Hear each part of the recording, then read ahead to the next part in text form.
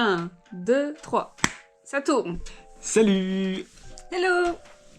Du coup, aujourd'hui on se retrouve pour une deuxième vidéo. Donc la deuxième vidéo, je sais pas si on l'avait dit dans la première. Non, je pense pas, mais là Je pense pas. Mais du coup, on va reprendre en fait la petite préparation qu'on avait faite avant de partir. Et donc aujourd'hui, ça va être une vidéo sur l'itinéraire et le budget. Donc l'itinéraire, ça va être essentiellement pourquoi les pays qu'on a choisis, comment on les a choisis. Le fil rouge. Le fil rouge. Finalement. Et ensuite, on va vous parler du budget un peu parce que... Et comment on a établi notre budget prévisionnel. Parce que oui, avant de partir, du coup, on a voulu faire un budget, s'organiser. Parce que voilà, on est comme ça. Et on a fait un budget quand même qui est relativement carré sur beaucoup de... Un budget prévisionnel. Ouais, beaucoup de points. D'aspects. Et donc oui, en fait, cette partie budget, on le fera en deux parties, plus une première partie prévisionnelle en disant bon bah voilà comment on a prévu la chose depuis le tout début, que ce soit au niveau équipement, que ce soit combien il faut prévoir par pays, enfin tout ce qu'on peut imaginer. Et une deuxième partie sur comment on gère notre budget au quotidien, parce que là ça fait quand même, comme on vous l'a dit dans la dernière vidéo, ça fait 3 mois, un peu plus de 3 mois. Bientôt 4 ans. Ouais, bientôt 4 qu'on est parti. Et du coup, comment on gère ce budget au quotidien, notamment avec les plans qui ont changé, parce que du coup, ça on vous expliquera pareil, mais en Nouvelle-Zélande, on devait rester 4 mois, au final on reste 1 an, enfin, tout ça, donc comment on gère tout ça. Et puis voilà, je pense qu'on peut commencer. Ouais, ça marche. Du coup, en commençant par l'itinéraire, parce qu'on peut pas baser un budget sur rien, si on ne sait pas où on part. Donc l'itinéraire a été la première étape de cette préparation, et notamment en listant du coup mes pays. Chacun de notre côté, les pays qu'on souhaitait, qu'on souhaitait visiter chacun. C'est ça, donc en fait on savait plus ou moins quand même qu'on voulait faire une dizaine de pays, sachant qu'on voulait partir entre 8 et 12 mois. C'est ça, et du coup on a fait une liste chacun de 10 pays, ou entre 10 et 12 quoi. Et c'est avéré qu'on n'avait pas trop les mêmes en commun. Bah je pense qu'en commun on devait en avoir sur 12-13, en commun on a dû en avoir peut-être 2. Ouais, 3 peut-être, allez. Du coup bah c'était assez compliqué, et au final on a parlé et on s'est tout de suite mis d'accord sur la liste, en faisant des compromis. Ah bah toi tu vas aller jusque là, moi je vais aller jusque là, au milieu il y a quoi? C'est intéressant. Et puis voilà quoi, ça s'est fait un peu comme ça. Et pour le premier du coup la Nouvelle-Zélande, ok on a choisi la Nouvelle-Zélande, mais c'est parce qu'on avait un but derrière, c'était d'approfondir notre anglais avant de commencer notre voyage, non. Mais en débutant notre voyage, on voulait approfondir notre anglais. Parce que on savait que dans d'autres pays, on allait en avoir besoin. Donc du coup voilà, on a voulu commencer par la Nouvelle-Zélande pour approfondir notre anglais. Et puis voilà quoi. Ouais. Donc après notre itinéraire, après la Nouvelle-Zélande, on avait choisi d'aller en Indonésie, plus spécifiquement à Bali. Après en Thaïlande, et rentrer en Europe après, par la Grèce, et remonter toute la côte adriatique par nos propres moyens. C'est-à-dire stop, bus, train, enfin tout sauf prendre l'avion. On aura déjà... Train et la marche. Vous voulez beaucoup marcher aussi au début ? Oui, ouais. Mais du coup... on va essayer d'éviter de prendre l'avion. Et là, c'était du coup la Grèce, Albanie, Monténégro, Bosnie, Croatie, Slovénie, Italie, puis la France. Voilà. Donc ça, c'était notre itinéraire de base. Et en fin de compte, nos plans ont très vite changé en Nouvelle-Zélande, parce que la Nouvelle-Zélande, ça devait durer 4 mois, mais au final, on reste 1 an. On sait pas finalement, parce que... Oui, mais entre 10 et 12 mois. Ouais. Et en fait, ensuite, on a décidé de rajouter 3 pays en Asie, qui sont le Vietnam, le Laos et le Cambodge.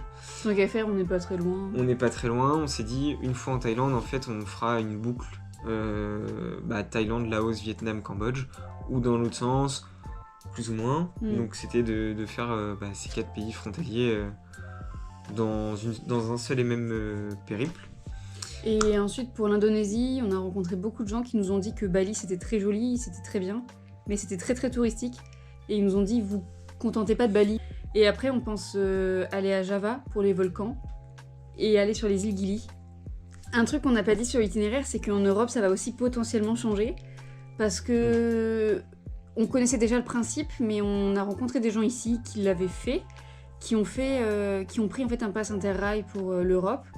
Et parce que nous, en fait, la côte adriatique, c'était parce que vraiment on voulait faire un peu d'Europe aussi. Bah finalement, on va peut-être prendre ce pass interrail et sûrement faire les pays qu'on a déjà listés dans notre itinéraire, mais pourquoi pas en faire un peu plus. Et du coup, voilà pour le côté itinéraire. Et donc la partie budget qu'on va aborder se base essentiellement sur notre premier itinéraire, donc qui, je le rappelle, est Nouvelle-Zélande, Indonésie, Thaïlande, Grèce, Albanie, Monténégro, Bosnie, Croatie, Slovénie, Italie, France. Donc c'est sur celui-ci qu'on va se baser, et enfin celui qu'on a vraiment le plus préparé. Et finalement, le budget réel, donc comment on le gère au quotidien, et ce qui nous permet donc d'ajouter les différents pays qu'on vous a cités juste précédemment. Du coup, on se retrouve sur l'ordinateur. Parce que je vais vous présenter comment on a organisé notre budget prévisionnel pour le moment. Donc voilà, pour le budget prévisionnel, donc on a fait un Excel avec plusieurs catégories. Donc les transports, les visas, la vie sur place avec le nombre de pays qu'on était censé passer par pays. Ensuite, l'assurance voyage, la santé, les vaccins, c'est tout, ouais. Et ensuite, c'était équipement, donc équipement auto, équipement Cécile, équipement en commun et technologie. Et donc, c'était un total de, vous pouvez le voir, du coup, 12 000 € chacun.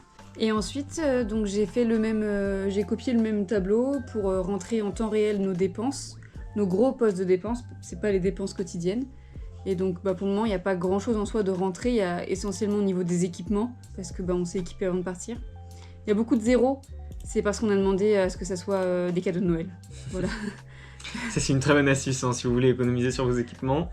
Attendez Noël et partez juste après. Et c'est impeccable. Voilà. Et sinon, voilà, après, donc là, c'est la Nouvelle-Zélande en temps réel. Voilà, on a dépensé pour le moment que 2 472 € par personne. Et ça fait 4 mois qu'on y est. Donc, van compris. Voilà. Mais on travaille. Donc c'est pour ça, on gagne un peu d'argent. Comment on remplit ce gros tableau, donc on va dire global du budget réel? En fait, on a fait par pays une feuille supplémentaire. Et donc là, par exemple, si je prends la main, merci Cécile. Pour la Nouvelle-Zélande, on reprend exactement, plus ou moins, parce que là, du coup, il y a frais et charges, mais on reprend en fait différentes catégories. Et donc là, on a la catégorie transport, donc qui peut prendre tous les moyens de transport possibles qu'on peut à peu près imaginer jusqu'à présent. Et en fait, on renseigne ce qu'on avait envie de renseigner, donc par exemple le trajet pour qu'on s'en souvienne aussi, par qui ça a été payé, parce que ça c'est un peu nos galères banque, mais qu'on vous expliquera plus tard. Et là, en l'occurrence pour transport, on prend généralement un billet avec nous deux, donc au final le prix que vous voyez là c'est le billet divisé par 2. Sachant que c'est en dollars, voilà. néo-zélandais. Du coup, on a frais et charges, donc ce qui peut être un peu tout, là, notamment l'essence avec le van, etc. On a les hébergements avec les différents types d'hébergements qu'on peut avoir, avec le lieu et le nombre de nuits, c'est pareil pour s'en souvenir un peu au fil du temps. Et les différentes courses alimentaires, activités loisirs, les restaurants. Et après, du coup, on a tous les achats parce qu'on a quand même acheté des équipements. Ça, c'est les équipements par exemple pour le van. Nos salaires qu'on a rajoutés et tout ce qui va être blanchisserie. Et autre chose, notre budget en quotidien, on le gère aussi sur papier. On a un petit carnet où on note toutes nos dépenses aussi, la date, la dépense, le montant et par qui ça a été payé. Parce qu'on sait jamais, on peut soit perdre notre carnet, soit perdre notre ordinateur. Donc on préfère dupliquer. Du coup, voilà. Donc on va pouvoir nous repasser sur nos têtes. Voilà pour ce qui était donc de la partie, j'espère que c'est enregistré, de la partie budget. Bien sûr, si vous avez des questions ou quoi que ce soit, il ne faut pas hésiter, on vous répondra. Et sur ce, on va vous laisser et on vous dit du coup à la prochaine vidéo qui sera sur les équipements. On vous fait des bisous. Salut. Et on vous dit à la prochaine. Yes. Coupé.